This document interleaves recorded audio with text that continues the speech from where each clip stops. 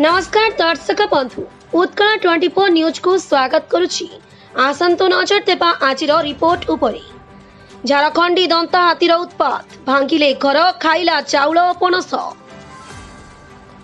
बालेश्वर जिला नीलगिरी ब्लॉक अंतर्गत मछुआ पंचायत काठपाड़ ग्राम मिनती देहुरी घरे शोइथिबा बेले विलंबित राति दंता हाथी पशि घर भांगिबा सह चाउल पणस खाइछि। बहु कष्ट घर भितर शोइथिबा मिनती देहुरी और तांको बहु बाहर को आसीथिले। कौनसी जीवन हानि होई नथिबा सूचना। आपन को परिचयटा दे।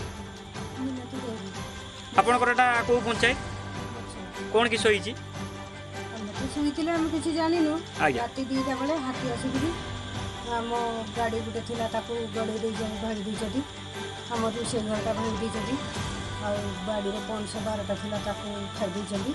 हमें तो उठी जेतले धर धर छिला हम उठी देखला को हाथी रात रे तो जाना पडुनी केते हाथी तथापि हम 3-4टा हाथी देखिजे बड़ बड़ दंता हाथी देखि तो हम रोई घर पशिले देखे फोन फान कले हम छुआ नथिले आसिले आसिले फॉरेस्ट वाला तार डीलर ठिया होजली खेद ना दिया हम छुआटा आसी पटना गला को आसी खेदलानु हम कहते घर बाहर सासु हम घर देवाशीष दास का रिपोर्ट उत्कल 24 न्यूज।